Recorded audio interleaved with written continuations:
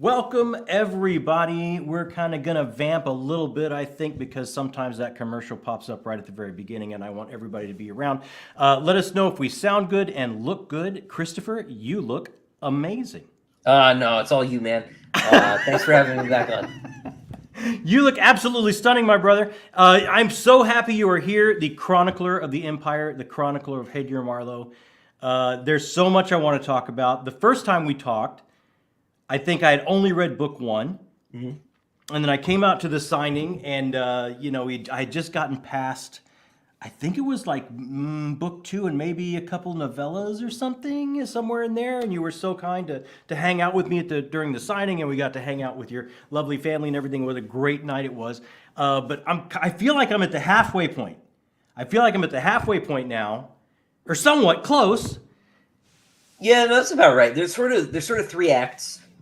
For the series. It's 1 through 3, and then 4 and 5, and then 6 to 7. But it's more like, it's like the 40-45% mark, depending on how you So classic 3-act structure, if you will. You're not doing a Shakespearean 5 acts or something. You feel a 3-act.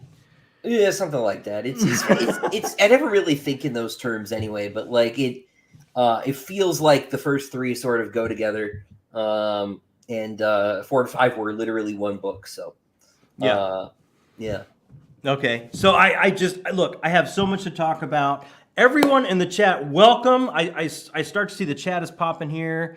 Right away, Fantasy Fanatic. What is the spoiler level for tonight? Haven't started the series, but plan to very soon.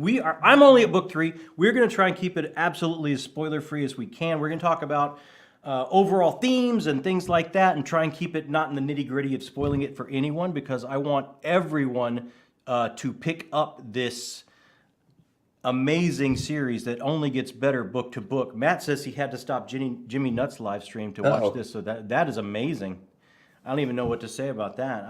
Once I beat out Jimmy Nuts, that's amazing. So everyone, hey, welcome to the chat. If you have a question for Christopher, I didn't get a lot of questions put together because I want to kind of open it up to you guys in the chat for questions. So if you have anything that you want to talk to Christopher about, Brian Bell would like to welcome our new Sealson overlords. I'd be careful about that. Yeah, and look forward to serving them in any non-dietary way. That's a good caveat right there. So, look, you just got back to the great state, our great state. You're up the road from me, Christopher. Welcome home. How did the trip go? What was it like? You hadn't been out since 2018. I'm sure this was a totally different vibe from the last time you were out there with the party. So 2019 was the last time I did a tour. But I've done conventions, right? Obviously, no one was allowed to go out for a while, but I did a couple since we were allowed to go back out there. But this is the first time I've been back on the road for any protracted period of time. I did a tour in 2019 for Howling Dark with DJ Butler and Chris Husberg, and we drove from Salt Lake to San Diego and up to Vancouver. It was like 2 weeks. And you guys drove together? Yeah, it was fun. Yeah. Oh my God, that should have been a movie right there. It basically was. It was pretty awesome. We lost a tire halfway through California, but that was actually like exactly at the right time before the rental cars miles capped out, and we would need to start paying a lot per gallon per mile. So I actually ended up saving us money by hitting something in the road just out of Gilroy. But it was an adventure. But when we did that, there were times we'd get there and there'd be about as many people to see us as there were us. So like 3 people in the audience, and this was a lot bigger. I was with Ryan Cahill for 2 signings in Dallas, and between us, we had like 100 people each night, which was really cool. That's great. That's great, man. Really awesome. Got to meet Mike. And then Ryan went back home, and I went down to Houston, and I went to Austin. We did video at Mike's house, and it was great. It was great. I did a little convention in Austin too, Armadillo Con, which is like all books all the time. It's pretty small, but it's like all aspiring professionals and writers and stuff. It's not like, I want to go see the cast of Game of Thrones or something like that. It was that's going to be what Joe Lansdale and the gang turns up, and I think he was there somewhere. I didn't get to meet him, but I was on a panel with his son, Keith, I think. Yeah. But Lansdale's I understand a regular at that show. But He is generally always there. Yeah. yeah, but it was a good show. We had a good time. My friend David Afsharirad, who edits for Bane Books, lives out there, so I hung out with him and then flew him back. So it was great. I think, like I said, I did an update video about this. My takeaway is that if 100 people are going to show up every time, I may as well do these more often. So I'll be in Winston-Salem, North Carolina, on 28th of this month, like 1 p.m. at the Book House in Rinaldo Village, and then I'm going to New Hampshire next month on the 20. Hang on, I'm bad at numbers. The 26th, I'll be in Nashua at Ballin Books, as in the Dwarf, at I think 2 p.m. So I'll get back out there, doing some more things. I might have another thing actually before the end of the year already. Oh wow, things keep cropping up. So, so you're really getting out there a lot. I think. Look, this is Sun Eater just continues to grow in popularity. I think there's some really big booktubers. Daniel Green, I think, really helped. Petrick really helped. Mike has been beating the drum for a long, long time. But for me, it's a big thing. It's like to watch how fast these special editions sell out. Because look, the people that read it, that's word of mouth, man. The people that read it know, and the people that read it want something special on their shelves. It's that type of read. I mean, you've got to be feeling great about that level of legacy, that it's like, this isn't just a paperback. I want to step up and do something a little bit more because this one is special. Yeah, well, we started trying to get the special editions out because there weren't regular editions available. There was no hardcover. Empire of Silence went out of print hardcover in 2019, and they just basically had no intention of ever reprinting it. They've since changed their minds. It's back out in hardcover, which was actually a first for DAW in 50 years. So thank you to all of you for helping sort of move the needle on that one. But I got up with my friend Steve Diamond, and we decided we were gonna do our own, because Steve had some experience doing fine press stuff. He actually made some introductions that helped Dragonsteel get going back in the day. Wow. And so we decided to do that. And then I had a small press over in the UK, and Derrida Books I've been working with since the beginning. They wanted to get into doing the main series. So I figured US, UK. And then for months, people kept telling me, talking to writers like Stephen Arian, was like, hey, I heard you're working with the Broken Binding. I'm like, I don't know that. Like, what's going on? And turned out that was true. And actually... you were working with them. I was, apparently. Yeah. So they'd done a deal with my publisher, and neither my publisher nor they had told me for that's crazy. a couple months. Yeah.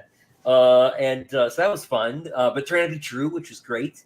And then, while I was in Texas, they went on sale, and we sold 3,000 of them before basically they could go on general sale. So that was all subscribers and stuff, which was amazing. I mean, everybody thought I was pulling some sort of stunt when the Diamond editions went up for Kickstarter last year, and I thought they would take a month to sell. And they were like, "You didn't order more. You didn't why did you do this to us?" And I really actually thought it would take a long time and we might struggle. Thank God that wasn't true. And then we sold 3,000, and actually the funny thing is, they raced each other to get to me, and they both arrived yesterday.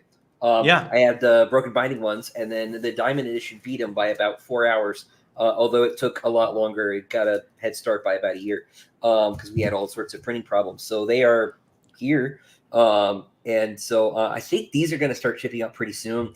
Broken Binding is a much bigger outfit than just Steve and me. And they have the added benefit of Brandon Sanderson stealing their paper supply.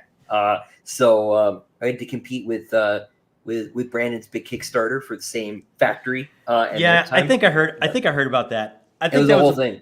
I think it was a pretty big Kickstarter. Yeah. Yeah, it was. It's a few $1 million to my few thousand, right? But they got here on the same day, which I think is kind of funny. So I got this one, and then they did this cool thing with these where there's a reversible art on the inside that's done like these Roman bas reliefs, and then the book inside itself has art on the boards as well. So wow. And then they got end papers as well by Renee Eigner did the main cover, and he did the end papers. Yeah. And he did the edges too, because the edges, I'll show you. I've got 3 books here. The edges for all 7 together will make a just a whole big picture, but here's half of it so far. It's a certain space battle, as you might imagine. But I won't spoil which one. But so those look amazing. Are you I mean, do they feel great in the hand? Are you happy? Are you yeah, over the no, moon they're with how awesome. came out? They did a great job. And then we got, there's another end paper in the back. They're different front and back. So it's a scene from later in the books in the backs in each one.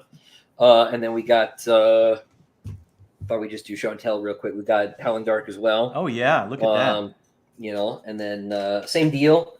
There's the end paper illustration, but then there's art on the boards, and then there's a interior dust jacket. So if you want to swap them out, I was inspired by there's an old printing of the Decline and Fall of the Roman Empire by Gibbon, where the spines have these Roman pillars that slowly corrode as you go through the series, and I thought we would do a science fiction version of that. So it's homage to this old printing. Demon White's done too. They did the first 3 at once.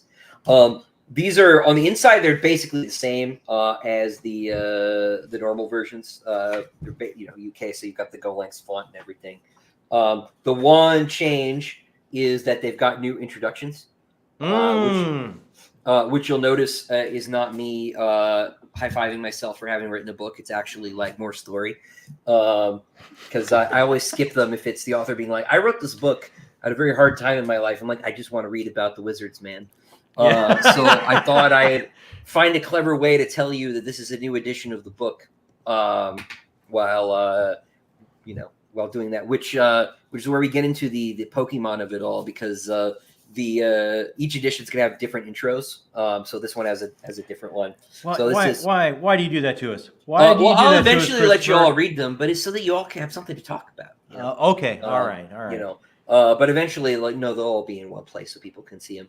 So so this is James Cook did the art for this. Worked with James now for a while. These are gonna start going out tomorrow. Literally all day tomorrow. I'm doing is packing boxes. I promise. I know they're super late, but same deal. We've got end papers, but there's only the one in this one. It's the same front and back.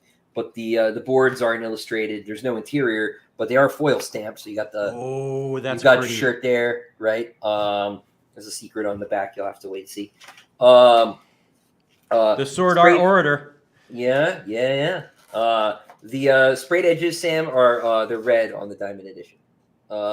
The lettered editions we did are black, and then they've got some art sort of throughout the book. Let me see if I can. I'll show one that I haven't shown yet. There's one 2-page spread that's Devil's Rest here. It's done by Taryn Fiddler, did all the interiors, but there's a bunch of black and white spread out through the book, so you get different scenes and you get different stuff with each edition. This one, I'll tell you, weighs about twice as much as the Broken Binding ones do for whatever reason. Wow, paper stock maybe, or yeah, it's the paper. It's the paper, yeah. And the boards are heavier. Too, because these are faux leather, but so they're not printed on or anything. But yeah, no. So these are the ones going out tomorrow, or starting to go out tomorrow. We got slipcases that are still coming. To anybody who was wondering, I need to do a video about all the different versions of the darn book that are out there. But this has been my project. There's still one more.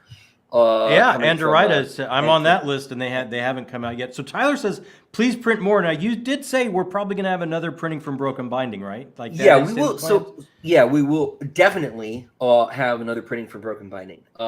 They were also pretty surprised at how fast this went, and so they thought 3,000 would be super cool. They don't know how many they are going to do. It might be. It could be anywhere between 2,000 more sets and 5,000. They said so. They're trying to do some number research on that and figure out what they want to do. And then the trouble with the Diamond Edition is that I have an agreement with DAW to print them, and it's a question of getting a new deal. And we'll see what's going on. The other thing though is that even if we did get a new deal now. If Broken Binding's doing 5,000 more, I might hold back on doing more Diamond Editions right now just to You don't want to overdo it, right? Because I would hate to print 1,000 and then actually everybody who got one got a broken binding one. So we're cool. So I think we'll space them out a little bit, especially with Andorita going next year. But yeah. Now, Fantastical Journey here would like a Red Company symbol T-shirt like yesterday. They say. It'll happen. It'll happen for sure. It's the thing about it is the symbol has been made. That graphic exists, but it was co-developed with somebody who part of the deal was they get to use it first. Somebody's Andorita books. They're going to put it on a book here, probably early next year, and then as soon as they use it, then I can put it on. Then you can get it back. Yeah. Okay. So I watched your video with Ryan Cahill and Mike. You guys hit us up with questions. I'm going to get a question of mine in here, and then we'll go back to some of yours. And look, with you and Ryan and Mike, and look, I got to stand up for my man Christopher here. And I've heard this before. You know, is there anything you like other than Pop-Tarts? Like, you know, what is it? I think you get a bad rap, my brother. Because look, let me throw this out there for you. I'm into book 3. I'm past book 3. I've read book 3, and this is one of the things I absolutely love about these books, is that you have been swimming in the pop culture waters that I have my entire life, and there's these just sparkling glimmers, these gems throughout that just take me back to moments of the cinema that I love, moments of Ridley Scott or James Cameron or Stanley Kubrick, or it's just, I can just see flashes, and I know that you've been there with me, and I know now you've got them through your lens of a classic scholar, so you kind of combine them with the story going back to the Greeks and before, and all the way forward. But I love that you have these little snippets, and it's like these things that I know that have impacted you and that you love. And I just think you're getting a bad rap, man. I know you're loving the same stuff that we all love. Yeah, the thing is that like people don't just want you to love the same things; they want you to love the same things in the same way. And so, where I think this reputation I have for being super negative comes from is that I may love things that people like a little differently. The big example of this is Dune, right? I think the large part of my Christopher Hates Everything thing came from my video with Mike, where we talked about Dune 2, which I really did not like. I thought Denis Villeneuve completely missed the plot and the point with that book. I think he just completely messed up the ending. He did not handle basically anything other than the actual shooting right. Costumes were cool, the acting was good, but the sets didn't feel right to me, and the character motivations were all weird. That wasn't Stilgar. I loved it. The memes are great, but that's not who Stilgar is. He's not a joke, right? He's tragic, actually, right? And so I was super negative. And it turns out you're not allowed to not like that movie. See, Ross is mad at me. Ross, you were at my signing, right? You were mad at me there. It's good to see you. So he's consistent. He's consistent. Yeah, But is that But I think that's where it comes from. The thing is, though, is that I love Dune, and we could talk about how I love Dune, but instead it's oh, you didn't like the movie, and then you get this reputation for being a grouch, and then we have this bigger problem where a lot of stuff just isn't good, and that's the stuff we talk about, right? Is Rings of Power good? No, right? But it's a thing, so we have to talk about it, Yeah. And we could instead talk about how great Lord of the Rings is. I sent an intern home when I worked at publishing because he had not read Lord of the Rings yet. I was like, you have to go home and read it. You can come back tomorrow and we can talk about the beginning of it because it's so amazing, right? It is, in fact, Lord of the Rings is so good, it's actually still underrated. That's how good it is, right? Okay, that's a tall. I mean, I don't know if there'd be fantasy without Lord. That's hard to overrate that. You would think, but I run into people more and more who are it's slow, it's boring, it's stupid, right? And you just you haven't thought about it hard enough yet, right? So we could I had to, when I went to Mike's house, we talked about A Canticle for Leibowitz, right? Which is one of my favorite books of all time. It is a masterpiece. The problem with A Canticle for Leibowitz is it's not Stormlight Archive, right? It's famous, right? But it's not as famous, right? It's not as widely read, right? And so it's definitely not as widely read. Yeah. That's so sure. I don't get to talk about it as much, right? You know, that's the problem. And maybe I'm a Yeah. hipster. I don't know, but like I would rather talk about like Guy Gavriel Kay than Robert Jordan, right? And like Yeah. people know who Guy Gavriel Kay is, but he's not Robert Jordan, you know. And so I end up in this situation where, you know, like, oh, like I could tell you that how Tim Powers is the greatest living fantasy writer, but you'd be like, one, this isn't fantasy, Christopher, and two, who?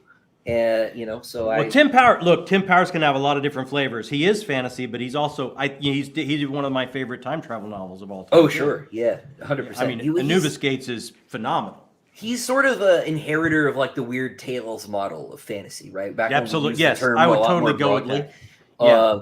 And in a way, he's sort of like cousin to Stephen King in terms of the kinds of things that he writes. He's a very diverse writer, right? And in that Weird Tales, like post Lovecraft kind of way, right?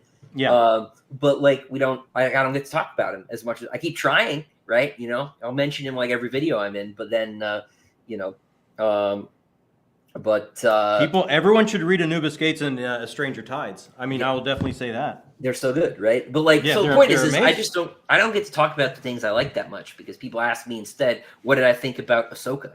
There's like not anything to say, guys. There wasn't a lot there. Is it purposeful when I'm picking up these moments in the book and it's like, oh man, this makes me flash back to the Voight-Comp test. Oh, this makes me, you know, is it just you loving? Is it just you being just growing up like I did? And yeah, 100%. You know, it never even occurred to me that people would take umbrage with it when they were reading the books. They'd just be like, oh, like this is all part of the same tradition, right? This is all part of the same medium. Yeah. You know, it's sort of taking these ideas and remixing them and putting them in conflict with other ideas from other people. And, you know, because that's how we build stories, especially as nerds, how we build stories, right? Yeah, absolutely. Who would take umbrage? People take umbrage? Yeah, people. Well, this is these people who say like, "Oh, you know, he's just ripping off Dune or something like that." Which the response to which is like not just right. You know, there's something we're trying to do something with that, and I understand. You know, people think like you know it's too much or something like that, but it was all very intentional, and it's all coming from this place. Like, look, that was like I grew up in an environment where I was the only person who like had read any of this stuff, right? Like I didn't have a lot of friends who were serious book readers. I had a couple, but even then they weren't reading the same books, right? Yeah. And even when they read science fiction, they didn't read the same books. Because I'm like also like a weird old man, right? Because I was I had this I had an English teacher in freshman year in high school who taught a science fiction elective, and so I read all of his books. So I like. You know, I'm in high school and I'm reading Paul Anderson and A. Van Vogt. I'm not reading, you know, like Alistair Reynolds, and I was reading Ian Banks, but I didn't get to Reynolds until later, right? And so I like my most formative period as a reader, I was reading books that were like 2 generations removed from me, which is why, like to this day, I haven't read Robert Jordan, I haven't read Steven Erikson, I haven't read all the big fantasy series from like the 90s and the aughts because I was reading stuff that was older. Because I'd been sort of pushed, you know, channeled that way by my education, right? Yeah. And you know, and so there's this whole thread there that's sort of just me being out of step. You know, people want to talk about what I like, you know, but it's mostly stuff that people my age don't read anymore. So yeah. Well, hey, it's where Awesome Possum says he read Stress of Her Regard due to your constant praise. So it is working. Yeah, well, there we go. It is working. Well, look, I didn't mean it as umbrage. Like, I think no, it's amazing. I didn't think you did. I'm just saying some people do. You know, people look. This is what I was taught when I was. You know, it's like by somewhere in the 1600s we had Shakespeare in the Bible. We're somewhat tapped out. It's all about top spin and what you bring to the story because you're not gonna create something entirely new. That's just not gonna happen. Yeah, you never really can, right? There's this thing in Descartes where he like says, you know, make up an animal, right? And, you know, I'm being very tongue-in-cheek with this, but then he's like, you made it out of parts of other animals that already exist, right? And of course you did, right? Of course you did. Like even Lovecraft, right? Like his stuff is about as alien as you can get, but it's like actually like all like sea monsters, right? You know, and so we as human beings, like there's a limit on how much pure creation we're capable of, and that limit might be 0. right? I think that, you know, Tolkien talks about the artist as sub-creator and people as sub-creators, right? Because pure creation, not to get too Catholic, right, is like God's deal, right? Like what we can do is we can rearrange matter and ideas, but we, you know, don't really invent new ones. Even when we invent a new idea, it's usually like in negative to an existing idea. We like turn things around or inside out or something. Yeah. Yeah. I mean, hi, Cindy. I'm supposed to just say hi to Cindy, so I just want to take care of that. But I mean, yeah, I mean, look, I feel like in my feeling, creating something is as close as we can get to the divine, right? I mean, you're trying to create something, a sin, but it's like you're on the shoulders of giants always, Yeah. because of what's come before us. I mean, there's just no way to get around that. So for me, when I see a little flicker of something that takes me back, it's just, oh, that's just a little lanyard. That's just a little Easter egg. That's just a little something for me that has grown up loving the same things that this writer has grown up. And I feel like in that moment, I can reach through the pages and actually handshake the artist a little bit and go, hey, fair play, man. I dig this stuff too. I love this stuff too. And if anything, it just makes me seek in a little bit deeper. Yeah, that's what I wanted people to come away with it. I just want, like, look, I may be like a weird hipster nerd, but like I am a nerd, right? And I wanted my readers to basically feel like they were in good company, right? Like, oh, this guy gets it, right? I remember I read a review once where someone's like, did he put a Doctor Who reference in here and think we wouldn't? Do you think no one else watched Doctor Who? And there's like maybe a time in my life when I was like 12 where I did think I was the only person, but like obviously no, I'm not stupid. Yeah. I just thought you'd be like, oh, that was a Doctor Who thing. Nice. It's Respect. cool. Yeah. But some people don't get it, but I think most people do. You know, I don't mean to be too hard on it, but this is like the one thing that like really surprised me was that people like wouldn't get that it was like I was trying to put myself in you know, in a story, right, with, you know, all these other writers, right? The story is us, right? The story is the art form, is science fiction, and I wanted to recognize that I'm not, you know, doing this all on my own, right? I didn't get here by myself because obviously not, right? Yeah. Well, where would the fun be in that? I mean, I don't know. I had hours of fun growing up the way, loving the things I love, and I love that you love them too. And that's why I just felt you got a bad rap, and I just wanted to bring that up because it's like it's obvious in your work that there's tons of stuff you love. Yeah. Well, thank you. You know, I'm trying to, you know, somebody when I did the video with Mike about Candle for Leibowitz and a couple other things, we mostly talked about stuff I liked, and some guy was like, "This is really good for Christopher's image. You should do more of this." And I was like, that's a very cynical reason to do it. But if you like want me to talk about stuff that's good, I do more of that. That's fine. I'm going to hit you up a little bit later of stuff you love, so just trust me. Brian at Belltube has a question. When you were writing Disquiet Gods, did it feel more like writing Howling Dark, Demon in White than the prior two books because it felt more like those to him? I guess he's talking about tone as opposed to the two books prior to Disquiet Gods. Yeah, I don't really know. So it did not really feel like Howling Dark. I can see why you would think that because there's a lot of similar stuff in those two books, trying to be vague. And structurally, it's more like Demon in White, narratively. But both Howling Dark and Demon in White were relatively easy to write. Demon in White was harder because the third act, the final act of that book, however many acts Demon in White has, Berenice, it was very, very hard to get right. So that one was a little bit more difficult. But the book it most felt like writing was the original draft of book 4, which was 2 books, which is now books 4 and 5. Because that one just really, really kicked my teeth in, and it took a really long time. There's a lot of stuff going on. Personal life, while I was working on book 4, was a really hard book to get finished. And 6 was particularly fraught. You know, I was dealing with all sorts of trouble behind the scenes, publishers, trying to get that book finished. And that was just a very difficult book to survive writing, just, you know, to keep getting the words on the page. I'm starting to think the problem is with length. It's really difficult to work on any one manuscript I find for hundreds of days at a time. Book 7 is currently kicking my teeth in now, and you get this sense. I assume it's like running a marathon, which I have never done. You get 12 miles in, and you're like, this is terrible. And then you think about all of the miles that are ahead of you, and you're like, oh no, why couldn't Athens have been closer? So you're right at that point in writing this book that it's like, I should have taped the nipples. Why didn't I tape? Why didn't I tape the nipples? Right, exactly. You're starting to bleed. It's very bad. No. Book 7 is killing me because it's so long, and it's the longest one right now. And so 6 was the same way. I was 200 days in, and I had about 200 days to go. Because I have a spreadsheet that'll estimate exactly how many more days it's going to take me, and like, oh no.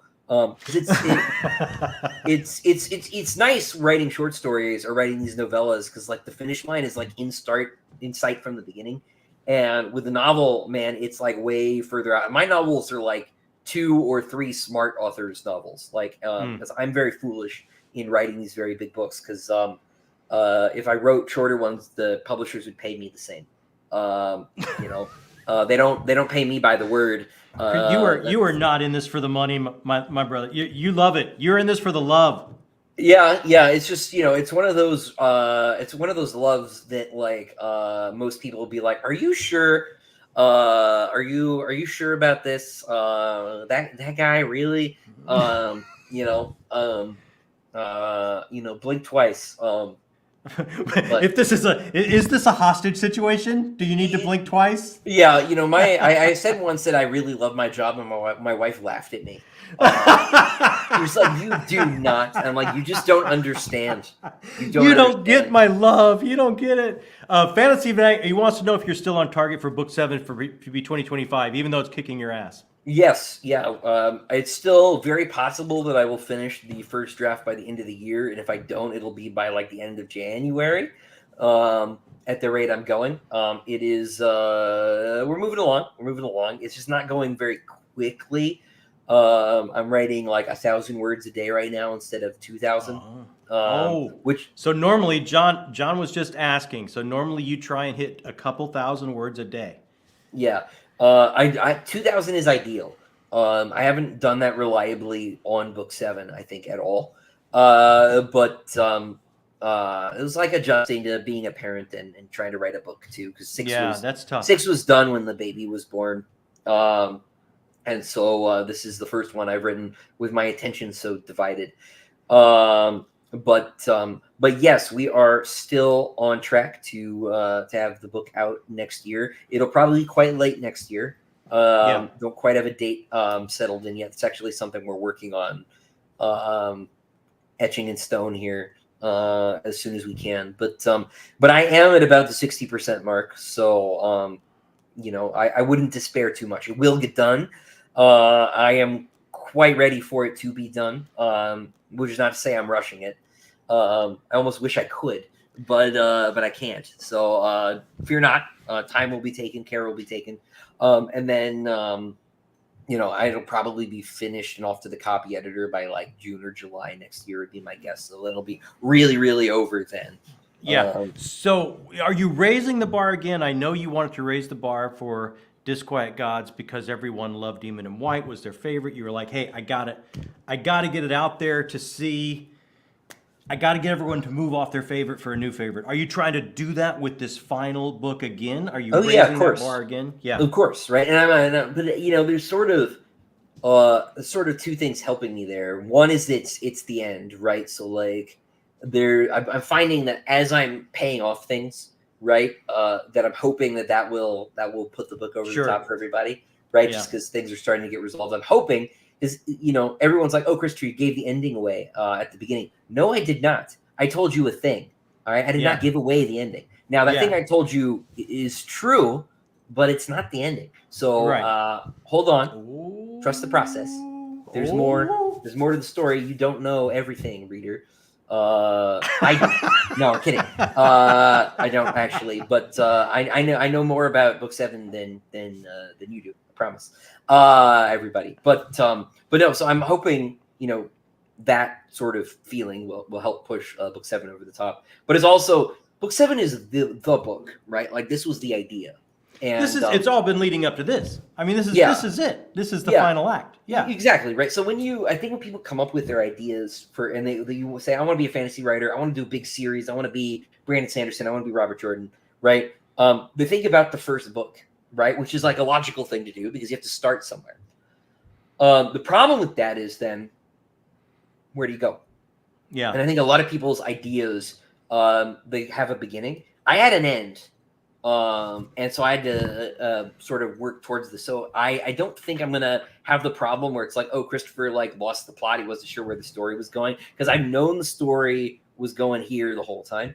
Yeah. And so hopefully the fact that I'm finally writing the Sun Eater, right? That the original idea, Sure. will help. So yeah, I want people to come away feeling that 6 and 7 are the strongest act in the series. If people still love Demon and White best, man, that's probably because it's the least depressing one. I understand. I have heard a lot of love for Disquiet Gods. I have heard a lot of people say it is now their favorite sci-fi book. Like, not only favorite book in the series, but favorite sci-fi book. And Anthony Patterson would like to know where I got this amazing T-shirt. I got it right off Christopher's website.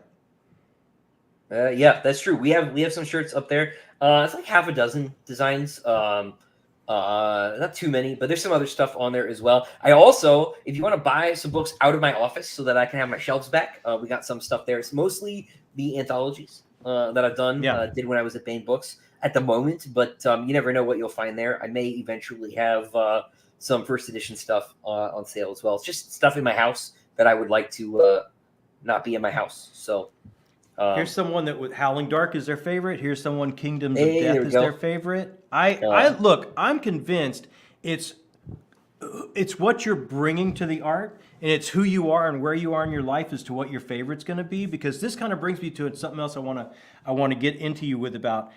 I'm so struck by it. Seems like you set yourself with a different challenge every book. I'm going to do a different flavor. I'm going to do a different atmosphere. I'm going to do a different type of book. The series feels very cohesive, but at the same time, from the books to the novellas even that I've read, you have so many different flavors going on. And then we get to book 4, which is a 4-course meal all in itself. It's almost like 4. It's like, oh my God, every time you feel you get comfortable and sunk in, like something else comes at you, a totally different flavor. Court intrigue, action adventure, invasion siege war, Indiana Jones and the mysteries are going to be solved through archaeology. It's almost 4 different, it's like an unbelievable smorgasbord of atmosphere and flavors in one book. Are you consciously setting yourself those challenges from book to book to book? Yeah, actually. This was started being deliberate in book 2. Book 1, the challenge was write the book.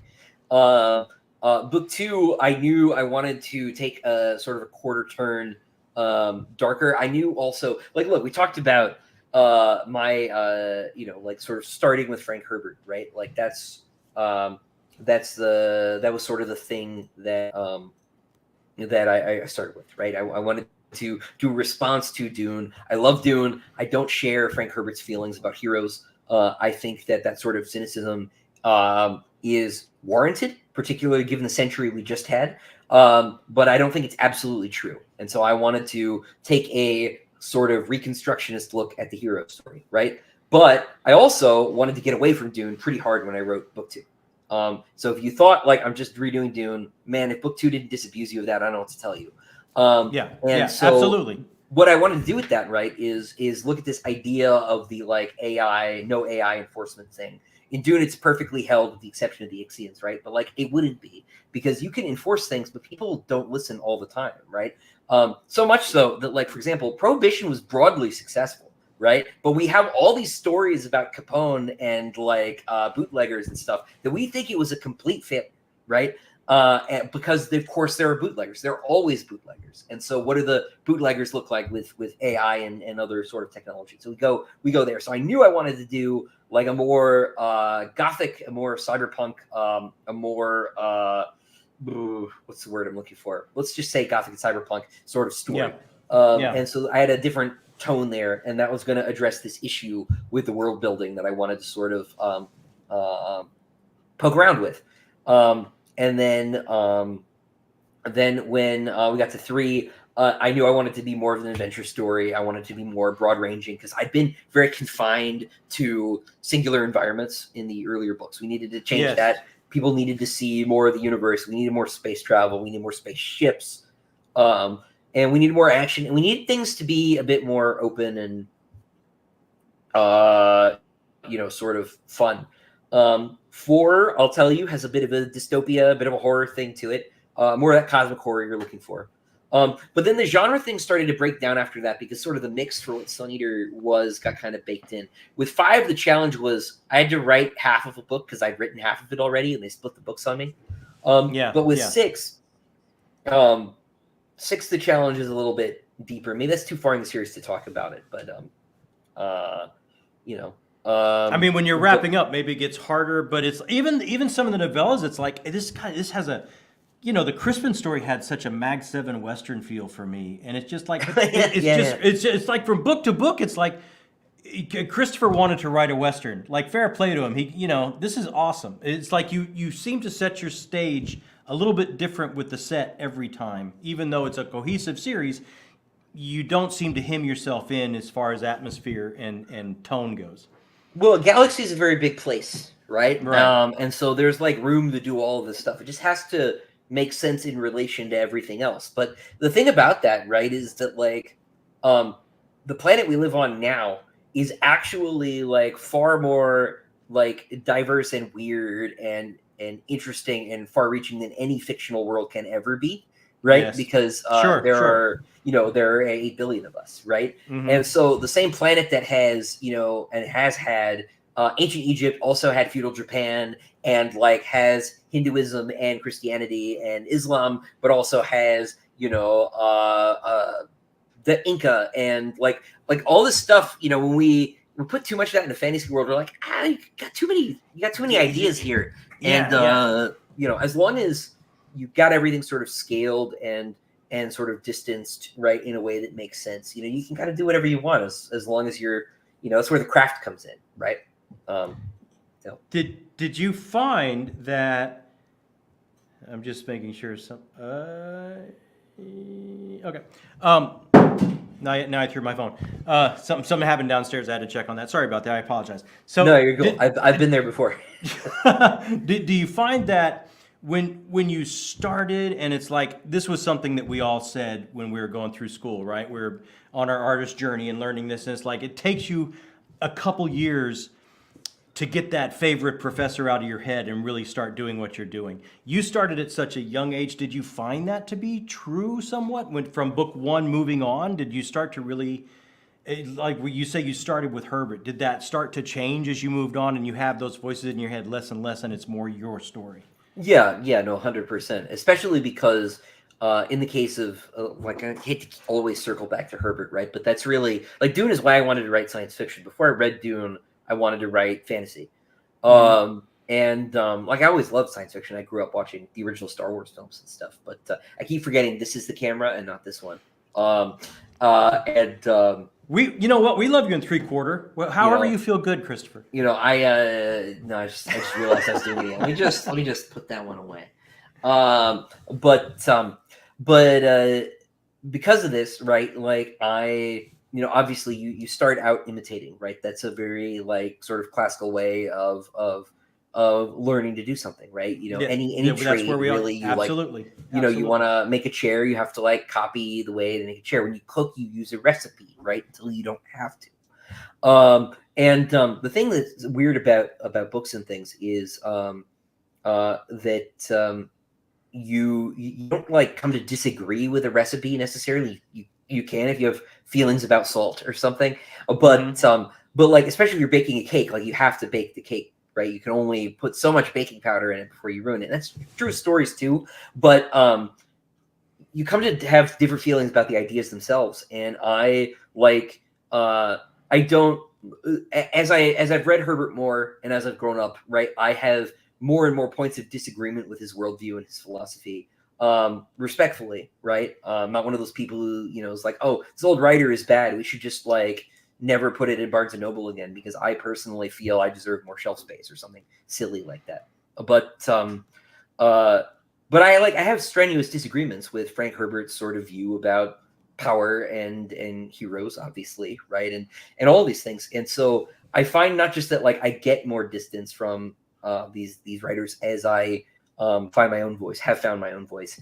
Yes, but I absolutely. want that distance because Yes. I like actually am not yeah. that person, right? And I did this talk when I was on my tour. This wasn't like advertised, because I went to Houston Christian University and gave a talk there. It was for the students about writing and about like why do we write? Like why do we learn to write? Because we never tell kids in school like what writing is for, what reading is for. In part because I don't know if we like really, I don't know if anybody really remembers anymore. But like the liberal arts are liberal not because of how they vote. They don't vote, right? They're liberal because they free you from yourself, right? They free you from your own, we would say, wickedness, right? But you learn to write so that you learn how to think and how to order your own thoughts. Because if you don't learn how to order your own thoughts, you'll just regurgitate somebody else's. And you start out regurgitating somebody else's ideas, right? But you need to develop a mechanism for sorting wheat from chaff. And that's what learning to write does for you, right? Even learning to write nonsense, which is what I do, right? Teaches you what you really think and feel, because in fiction, right, your characters have to come to ideas about the world and about truth. And do their ideas mirror yours? Maybe, right? But maybe they mirror them actually, right? Like they're, an inverse to you or something like that. And you learn, by writing, you could learn, for example, by writing a villain that you aren't one or you don't want to be one, right? Yeah. Or something like that. But it also, you learn, if you are writing, essays in school about history, how you feel about one thing or another. And so you learn to write in order to become a free person, actually. Yes.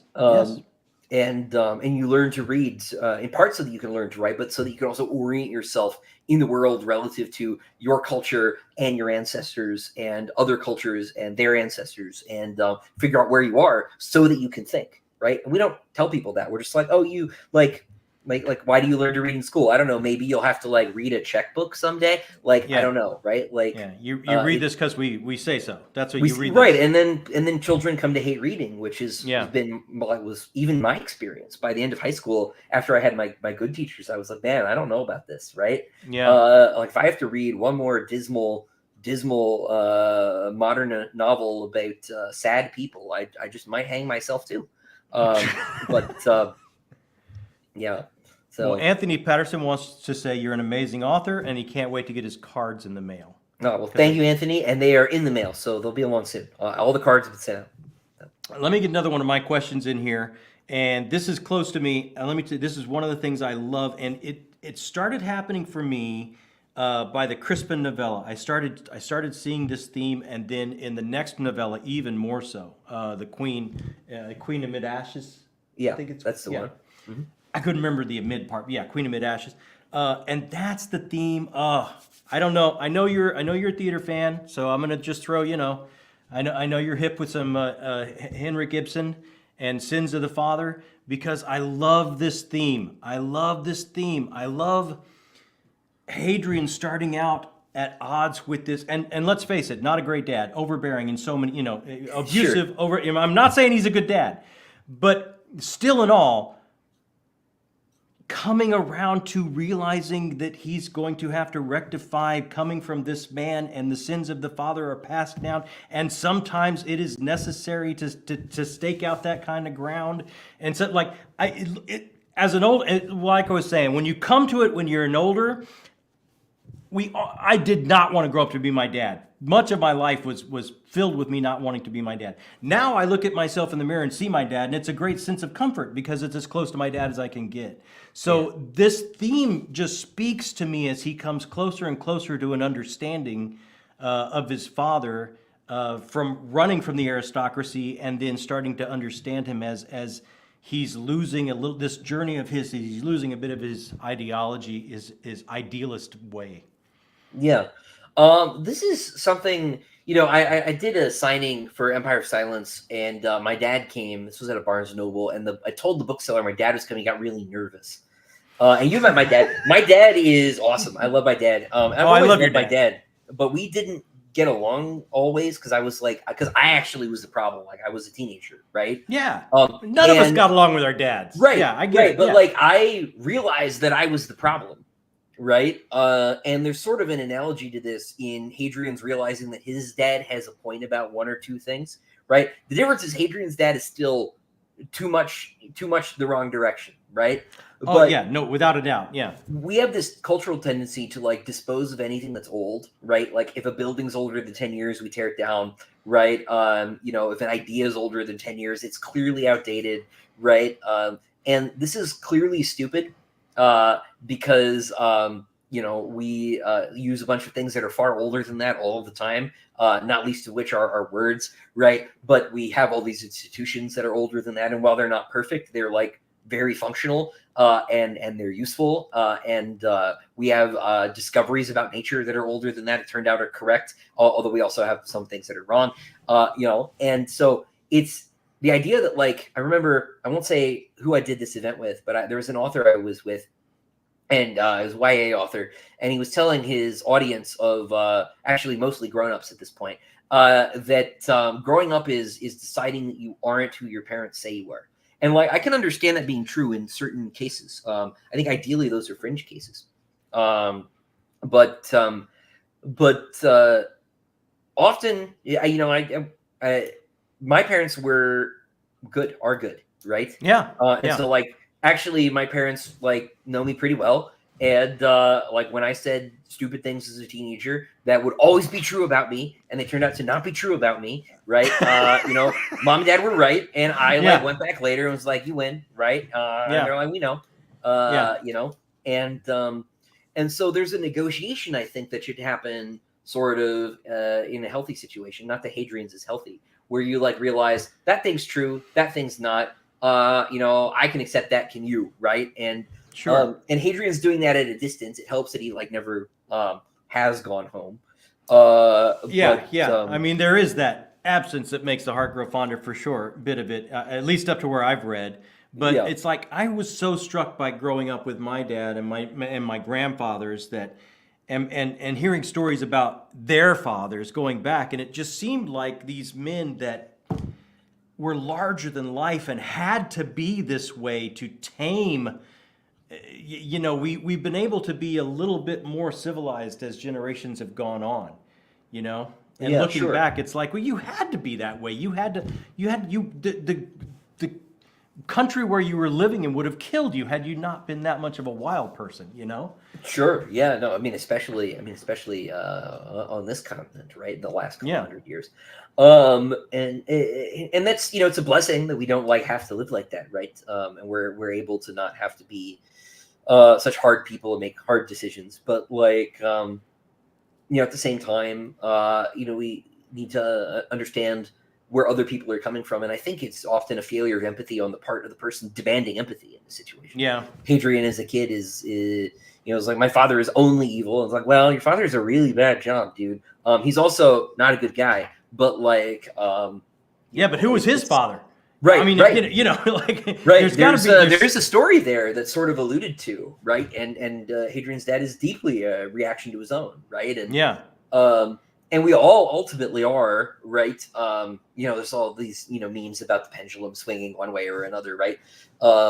And so this is like a deep part of not just Hadrian's character, but I think how I understand character, period, is people aren't atoms, right? They are, you know, links in a chain, or if we continue the atom metaphor, maybe they are an atom, right, in a much, you know, more complex protein molecule that, you know, whatever, right? But like I try to understand my characters sort of through other people, right? I've had to, because I've been seeing almost all of these characters through Hadrian and not in and of themselves. Actually, I failed to write a Valka novella like 4 years ago because I hadn't turned the camera around and looked at him from her ever. And so I had to really stop and think about that. And I ran out of time. I had to get on to book 4. And so I haven't written that book yet. I want to write it after book 7. So. Wow, that's interesting how that that makes perfect sense though. You know that. Yeah, well, I like never had to do it, so. Yeah, it's hard to get in touch with it. Here's a question. I don't know if you can answer this, and don't if you can't. Hi, Christopher. Could you say anything about your thought process regarding book 6 and the big revelation? Trying to be vague in case of spoilers. I will say only that it was always the plan. I might have written it a little bit differently at different points in my life, but it was always the plan. So the lore has never changed. So that I'll say that much.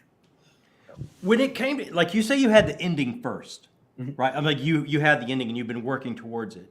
Was this, and I know this came to you extremely young. I mean, you started writing at 18, 19. I'm assuming it came to you younger than that. Like, did it come in its entirety? Like, you had the whole, you could see the whole cosmos and the universe and the characters and how and where it went. Did it just come in a flash, or did you have to start building brick by brick? No, it's still not all there, right? You know, You're on book 7. Yeah, well, right, but I haven't written the rest of it yet. You know, like it's all outlined, sure, right? But there are, you know, there's an evil trick I do, right? Where when I have an idea that I can slip into the text that's not in the outline, I do it, so that if I want to deliver on that idea later, right, in a later book in the series, or you know, in another book 10 years from now or something, I'll look like a genius. And the amount of planning I did for that was 0, right? Because I'm like, that's a good idea, right? And I know it's there, and you like put these hooks into the writing, and some of those loops don't have to close in Hadrian's story, right?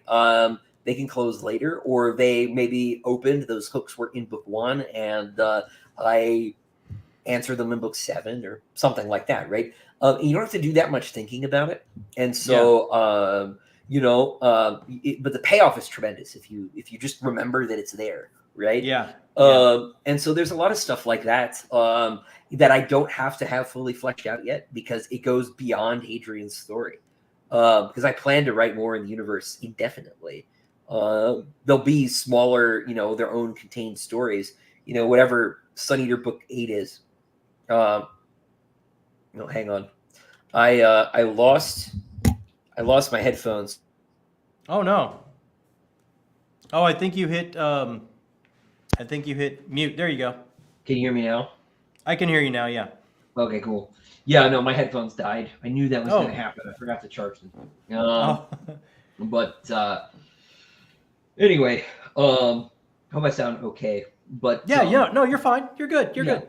No, sorry, completely derailed my train of thought there. But yeah, no, so there's some stuff that I haven't quite like ironed out completely. There are things too where I'll do a joke where someone will say, "Do you even know what this thing is?" And then Hadrian will say no, and then I won't explain it, and I don't know what that thing is yet either, right? Like, you know, you give like a world building note. It's like, you ever heard of this planet? And then you know, someone will say no, and then like that's it. Like the joke is like you don't know that planet yet either. the joke is just that there isn't an answer yet, right? Yeah.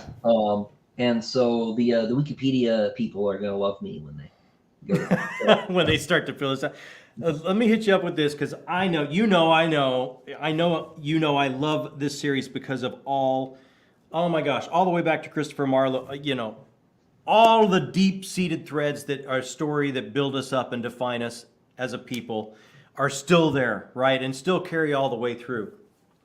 And you're talking to a guy. Some of my earliest reading memories are I was just in love with the Greek myths. I can still see that book. It had like a bright blue cover, and Icarus's wings were melting as he got up. You know, it's like, and I read that book like over and over and over and over in those stories. And I finished book 3, Demon in White, and I was turning it over and I was thinking about it for a couple days afterward. You know, just like you do a Christopher RUOCCHIO book, and I couldn't let it go. And it hit me. This is why it works so well for me. This whole thing, you've constructed like a Greek myth. It's like, it's a story of a demigod being born by a very strange cosmic pantheon and his journey through godhood to do what he needs to do. And it's like the whole thing the pieces started to come together in a different way. It's like you've got oracles, you've got, I mean, it's all the pieces are there, and I just started to really start to think about it in an entirely different way. Yeah. Well, I have the Greek background, right? So I'm trying to think about this a lot because people ask questions about story structures and all of these things all the time, and I never have really good answers because I don't have when I'm writing the books, I'm outlining them. I don't really think about them like in Aristotelian terms or that, right? I don't know how many acts. You said this, right? I don't know how many acts the series has, how many acts the books has, or something like that. I don't think that way. But my sense of story is deeply conditioned by my background as, I hate to say like a classic scholar, right? Because I have a bachelor's degree, right? I was a very enthusiastic bachelor's degree, right? Right. Like I still read this stuff on purpose for fun 10 years later, right? Yeah. I haven't kept up on my Latin, but like the actual narrative texts, sure, right? So I've got that, but I also I grew up on so much like Japanese stuff, right? Manga, anime, role-playing games, and there's a very different story structure tradition over there that absolutely sure. I don't know that much about like formally, right? I know of it, right? But I must be deeply conditioned by it in some way, and so I think those structurally probably sort of mix in a weird way because I also, I have fans who are big weebs, right? And they talk about the books having like arcs the way that manga does, and I can see why, especially something like Demon in White. I'm like, oh, this is like that story arc, right? Whatever, which is not so different from an act. But I think that I mean, yes, right, with the Greek stuff, the story is deeply conditioned by all of that, right? Your analogy to like a demigod is right. There's something I remember Tim Powers said about his books. People say, well, you wrote the story on a version of Earth that has vampires, and he'll say, no, I wrote this book on Earth and there were vampires. And right? there were, yeah. It's our Earth and there were vampires. And think about science fiction and why I wanted this to be science fiction and not a secondary world fantasy, right? Is this is still our story, right? It's our future, right? It is our cosmos, as I understand it to the best of my ability, right? Obviously, you put in a bunch of science fiction rules, you make up aliens and stuff. But I try to pay a little bit more than lip service to science as I understand it, right? In terms of how something like faster than light travel work or something like that, but also to these traditions and to the supernatural mechanisms behind things like oracles, right? And that line too, right? Like some stuff that maybe we think is supernatural is explicable. We just don't have the means to explain it, and I play with all that stuff and wrapping it up in this language of sort of of the Greeks, right, and other mythological and religious stories, because that is part of our story. And so much science fiction, especially science fiction, throws that away because I don't know. We wear primary colors and speak in even keels all the time on Chinese spaceships. I don't believe that's the future. So. Yeah, I love so much. And we were talking about Canticle for Leibowitz. I love where science fiction doesn't lose that. It doesn't lose that we are made up of story on this physical world. It's it's our ideas of history and where we come from and what we carry with us and our myths and our legends. That's what we're going to carry forward. No matter where we go out into the cosmos, we probably will still carry that with us. So that you lean so hard into it, I just think it just speaks to me. And I've told you that, but the whole Greek thing it slotted into me after book 3 after that. And it's so, Hadrian can be a touch melodramatic, which I love, being an ex-actor. Another reason why I love it. He can be a little melodramatic, but who wouldn't be? He's the chosen. I mean, he's like a hero from his mother's opera. I mean, of course he's going to wear the capes and he's going to be a bit grand. I mean, he absolutely has every reason to be, right? Yeah, no, 100%. Sorry, I just saw a comment. I was distracted for that. But which one? I just saw someone said, "I don't want to be a dick," and I was trying to figure out about what. Maybe that's best not to go too deep into that. But yeah, sorry, I missed some context there, Pebbles. But I haven't really been looking at the chat. Sorry, everybody. I made a mistake and I slipped. But where was I? Sorry, John. Oh yeah, no, he's a opera hero. He has every right to be that high on himself or grand on himself or melodramatic. He's got the artistic license to go there for sure, right? And we live in a very ironic time. We live in a time when sincerity like makes people uncomfortable. That's so true. And that's mostly not been true historically, right? You read letters from like normal people, like last couple 100 years, and people they weren't uncomfortable with sincerity in the way that modern people are now. Right. And so I didn't want to write characters that felt like millennials. And like maybe I haven't always succeeded, but that is something I try to do consciously, and except that people have to undercut Hadrian's drama to make modern readers comfortable. Yeah. My instinct is not to do it, and just have it be sincere. But it needed to be reachable. But then there's sort of the upstairs downstairs dynamic, right? It's always the downstairs characters that are picking on Hadrian for being dramatic, right? Sure. So, yeah. You find a way to make it work in the story. But like, yeah, he's kind of earned it. He is absolutely earned it. I mean, again, I'm going to stay vague. He's more than just he's more than just your average dude. If you're thinking about upstairs, downstairs, like he's, by book 3, it's like, okay, that's pretty spectacular. Wow, I got to give it to you. Yeah. No, things are getting bigger for sure, and that'll continue, right? As he gets more and more removed from his native time and place. So, certainly more than. I can't wait, man. I can't wait. Okay, I'm going to hit you up with something. Okay. You kind of volunteered for this. Now, I think Mike is pretty busy. I think Mike's got a big TBR that he can't make this work. I want to make this work in some way coming up in 2025. And I think Dr. Chase is with me and wants to make this work. Okay. So if you're willing to be a Sherpa for us to get into the beginning, we need someone to build us a base camp and maybe help us through possibly. And we both think you would be the perfect person if we get into Book of the New Sun to help us. I'm in. Yeah, no, I would love to talk about Book of the New Sun more. Speaking of things that I love, yes, that's what I'm saying. The greatest science fiction epic of all time. I would love to. Okay, yeah, so if we get this on our TBRs and read it, then we can corner you, we can conscript you to be on chat with us and help us out and build a base camp and get us up the mountain that is this book. Yeah, I would be delighted to.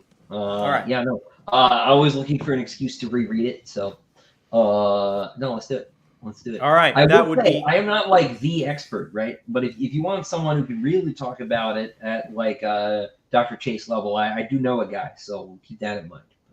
Maybe we'll bring him on board. I mean, I'd love to have this kind of chat. So someone asked earlier, and I wanted to click on it, and I just missed it. I'm so sorry that I didn't get to it soon enough. They were talking about, have you ever thought about doing fantasy? And I know you've had something come out called The Barrow King, and for myself, I'm not sure where to get that. Where can I find it? Is this something you're moving towards in the future? Future plans, possibly? Yes. So this is sort of the first glimmer of things to come. So I did a fantasy story called The Barrow King. It came out in Galaxy Magazine, which is one of the old pulps. Just came back. It's on galaxysf.com. The first issue of their new run is number 263, which is free to download on their website. You can go read the PDF. Disquiet Gods, The Barrow King. I just read Disquiet Gods in the chat. The Barrow King is a short story from this new setting. Not a Sun Eater thing. It is sort of a classic sword sorcery kind of feel to it. Got sort of a classic sword sorcery kind of feel to it. I'm a big Robert E. Howard fan, so it's got a bit of that energy. There is another story with that character in that setting called The Shrine of Lost Stars that is on my Patreon. I'm going to be that guy for 5 seconds. It is there. It will be out. We'll give you 5 next seconds. year. It'll be out publicly next year, but you can read it now if you want. I am super excited about those. Yes, I'll be doing more with that, talking feature-length stuff soon, but obviously that's post-book 7. And practically speaking, there is no post-book 7 right now. I am all book 7 all the time. All book 7, okay. But yeah, there are two fantasy stories you can go read. One on GalaxySF.com, that's the Barrow King, and then one on my Patreon, that's the Shrine of Lost Stars. So, okay, hey, that's exciting. So it's free yes, on that website. The Galaxy one is free. Barrow King is free. It's about sort of a sword and sorcery kind of hero, kind of a little Conan, a little Solomon Kane. He's got a little Aragorn in his DNA too. His name is Adaman, and he fights a Barrow King in that story. So. Love it. Hey, Matt wants to say I'm finishing up Disquiet Gods tomorrow. Without a doubt, my favorite Sun Eater book. Wow, wow, wow, wow, wow. Well, awesome, man! I am so glad that you liked it. Disquiet Gods was a risk, and it looks like it mostly paid off. I hear a lot of people saying it beats out Demon and Wine. I've heard that more than several times. It's people's favorite, and it's like people are digging the cosmic vibe, man. People are digging. I didn't expect this many people would be on board. I grew up reading HBL. This is my jam, but I didn't know so many people would be on board. Yeah, I was worried about it, but this is the finding your own voice thing, right? Yes. After I put the kitchen sink in the series, I needed to find other things from the house, I just have this instinct that like weirder is better at this point. So these last couple of books have gotten kind of weird, so. I dig it. Yeah. You're singing my song. So look, I had somebody ask me, I think it was on Twitter earlier today, or X as the kids say nowadays. They want to know what kind of music you are in. And I told them I would ask you. What kind of music are you into? And do you listen to when you write? So there are 3 answers depending on the situation. So I grew up mostly. My grandfather was the classical music station's opera DJ. So I grew up on a lot of classical music because of him. And my dad was like 70s soft rock guy. And I preferred my grandfather's music. Then because I thought the soft rock was too soft. So I'm a big classic metal hard rock guy. I'm a huge Ronnie James Dio fan. Huge Dio fan. You probably will notice references in the books all the time. I have listened to Bandmate a bit, Dennis. I've got being a we didn't call them weebs when I was a weeb, but I've got a little bit of J rock thing in my past, for sure. But then I also, when I'm writing, I mostly listen to either classical music or to like soundtracks. I listen to a lot of video game soundtracks when I'm writing, because if there are words, that is a really bad time for me. I cannot write and like listen to things with words in them at all. Completely shuts me down. So. Well, I told you we wouldn't go much over an hour. I know you're in the throes of book 7, but I got more time if you do. It's cool. Okay, awesome. I'm going to cue you up. Oh, you can't write? Okay, I'm going to cue you up. You ready? I'm going to lob. This is a lob for you to smash, because I would love to ask Christopher Ruocchio what I should be reading, but I'm just going to cue you up because you've already told me, and I haven't been able to get to it. There it is. Yeah. And our friends at Bain were so nice to send this to me on your recommendation. I really want to get to it. I want you to tell everybody what you told me about this, because it sounds amazing, and I'd never heard about it until you told me about it. Yeah, so this is usually when people ask me for a recommendation for like something that they haven't heard of. This is my pick. DJ Butler is one of my best friends, so I will admit my bias at the opening here. But he was not one of my best friends when I read the book,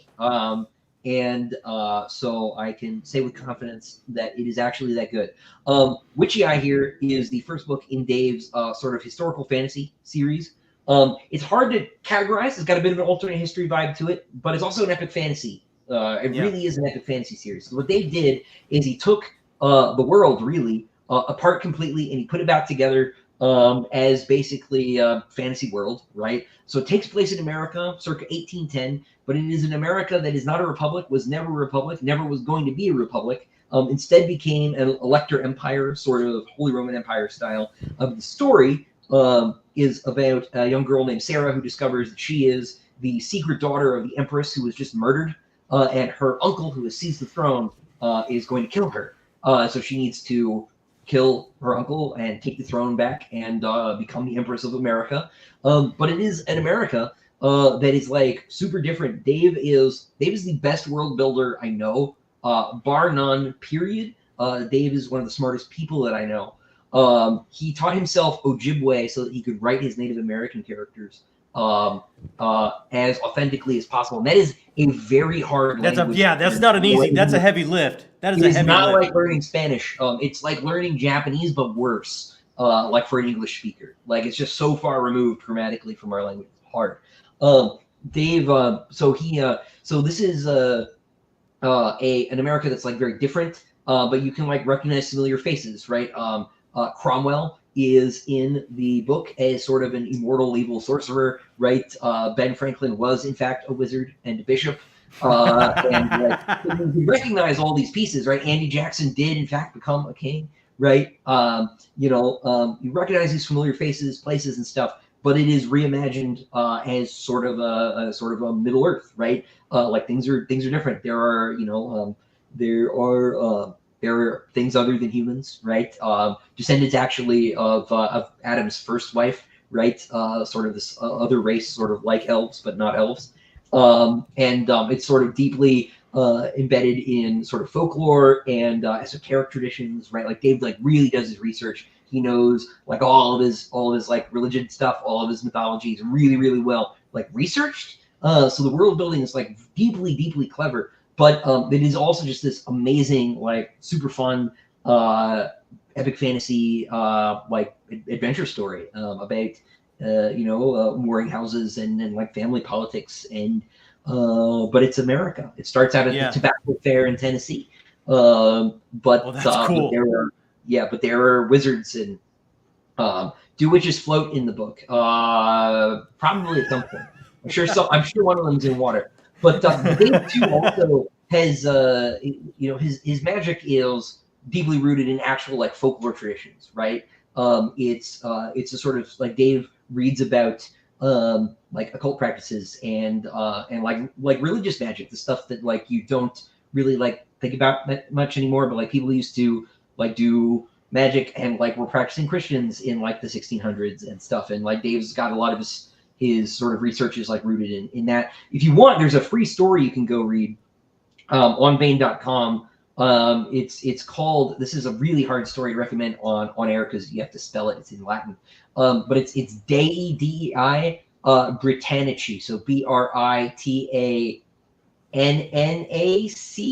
I think. It's free. It's on Bain.com. And it is, you're gonna get a taste of the series. It's you can go read it right now. It is awesome. Dave is, like I said, a genius. I love the series so much. And like basically nobody has read it. Like it is struggle to find an audience, and so I mention it at every chance I can. And how many books in the series at this point? There are 4. There are going to be 6. There are 4 out now. The first 3 are sort of a complete trilogy in themselves, and there's like a sequel trilogy. Think Star Wars. So. Yeah, hey, Witchy Eye is going to be the next buddy read on the Red Company Discord if anyone wants to join. Yeah, that's true. My fan Discord, they're going to read that, I think, next month. And Daniel confirmed the spelling there in the chat. 2 N's, 1 C. Yeah, no, absolutely a hidden gem, Tyler. It is super good. 468 reviews on Goodreads, hidden gem. Yeah. Yeah, you don't have to know anything about like history at all to enjoy it. But it, you can get a little bit more laughs out of it, basically, from the clever jokes and changes. For example, Napoleon converted to Islam, which is something he briefly considered in real life. But like, if you don't know that, you're like, how did that happen? So, There is audio. 100%. Okay. All right. Yeah. Awesome. Well, Yeah. I just wanted to cue that up for you because it sounded amazing to me, and I still haven't got to it. And just from me to you, I just wonder, what's your favorite Shakespeare? Because I know you're a Shakespeare fan. Yeah, it's tough. Like I want to say Hamlet. That's a cliched answer though, right? So And like that's my answer, but you feel bad saying it, right? you sound like a poser if you say Hamlet, right? I like Henry V a lot. St. Crispin's, that's a great speech. That's I like Henry V that's a a great lot. piece. I like the Tempest a lot. Tempest is, like we'll say a lot of stuff like, oh, the Iliad is actually like an early fantasy story. That is insulting to people who actually believed in Zeus, bro, right? And who believe that like those events happened as described. It's not fantasy, right? Like it is a serious like civic religious text, all right, for people in a time. But the Tempest is a fantasy story, right? Oh, Like, and Midsummer Night's Dream, and he was a genre guy. But Hamlet's is pretty much a ghost story.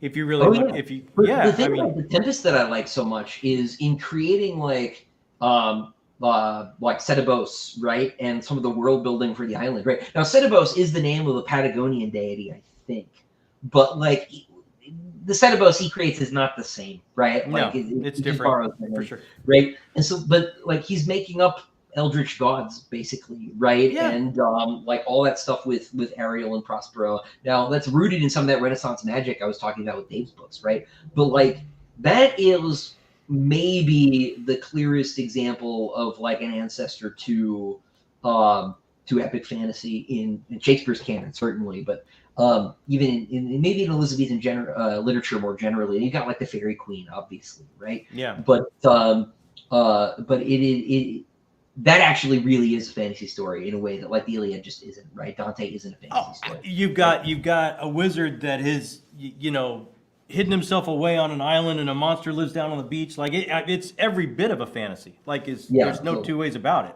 So it's got a special place in my heart for that reason, right? You got Tolkien saying like Macbeth was disappointing because the trees didn't really move, but there was a wizard and a sea god in that one, man. So like I think we can give old William Shakespeare a break there. So. Yeah. So Tyler says, what classic Shakespeare and other similar books, plays would you guys consider required reading for us? I mean, Tempest will be up there.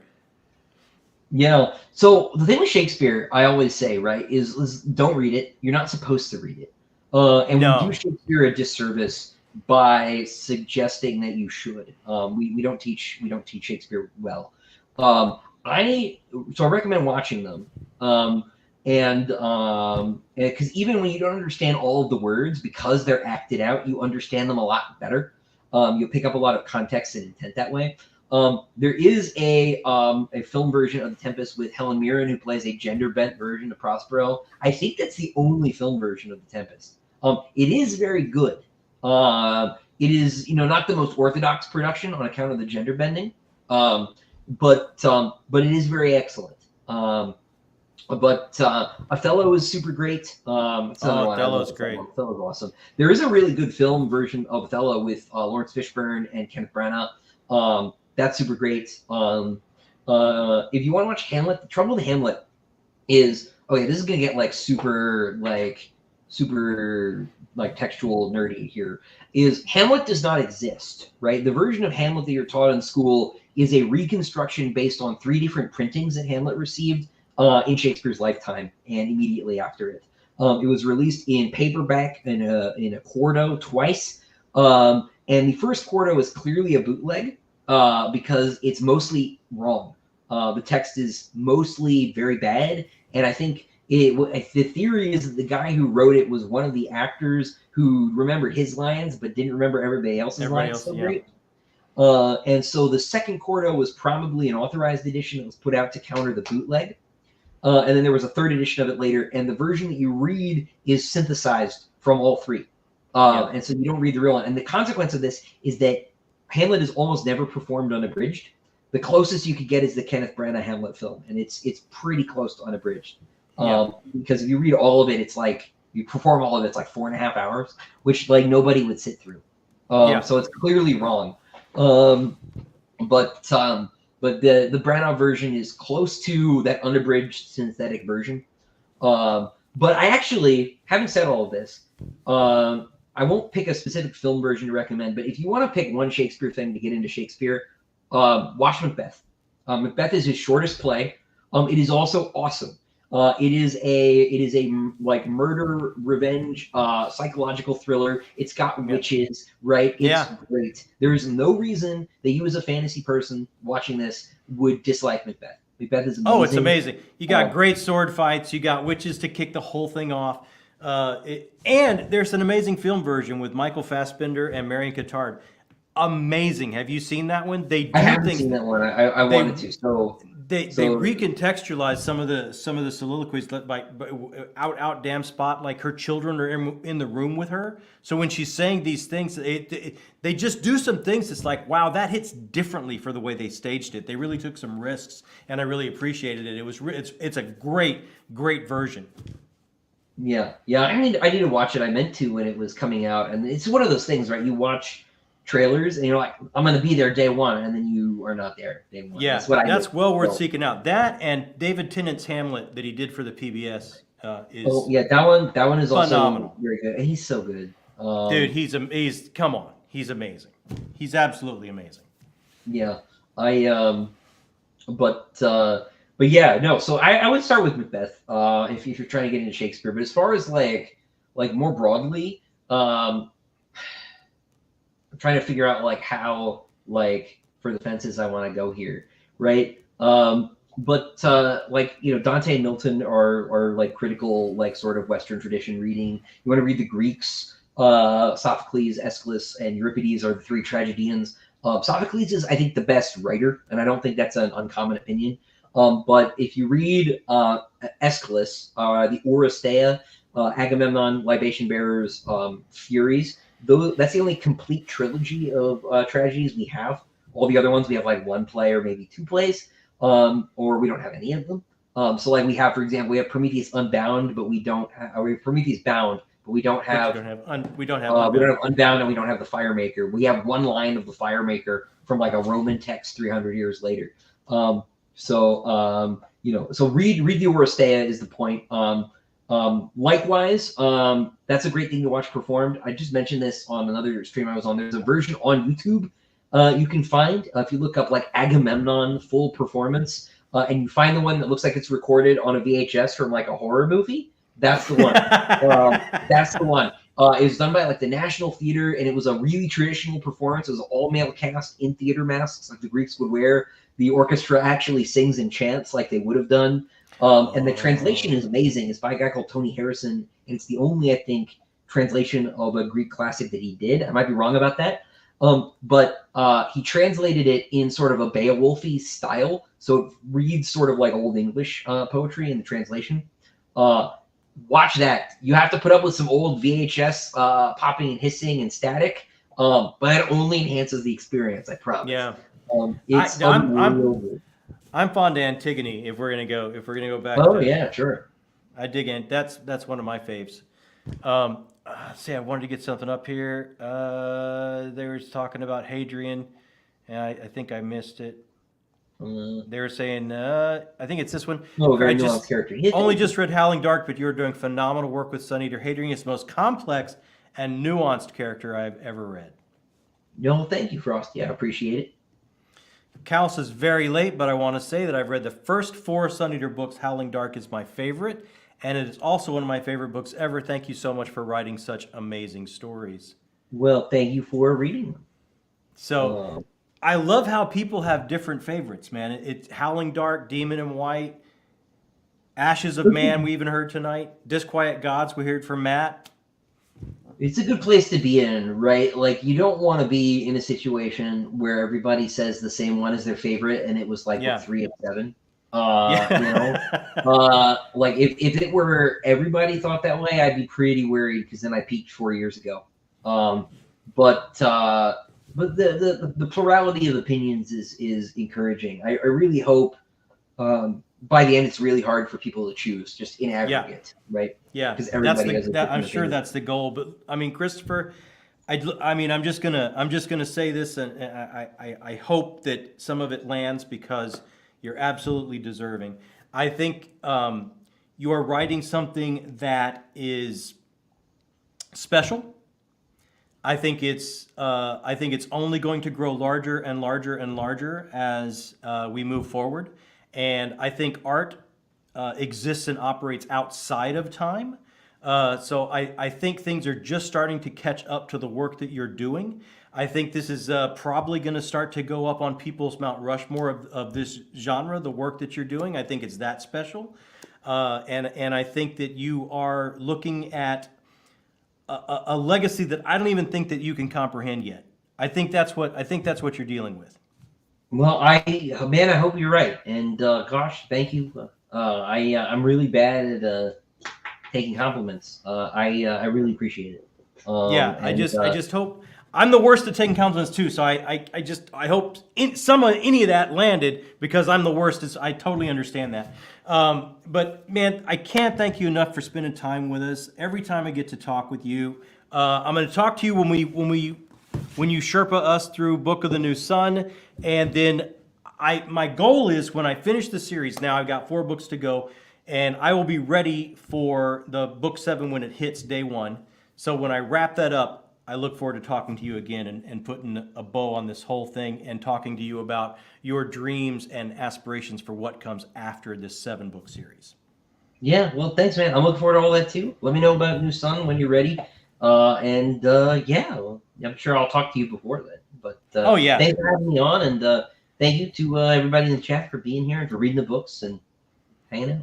Yeah. Everybody in the chat, thank you so much. Everyone that watches on replay, we really appreciate it. It has been just such an amazing journey here on BookTube, because I've got to meet so many amazing people that are in the chat, and like Christopher, and I cannot thank all of you enough. So please read these books if you haven't. I saw a couple of people saying they're gonna start. It is so worth starting. So thank you guys so much. We'll see you soon. Christopher, thank you again, my friend. Thanks, man. Thanks for having me on. Bye, everybody.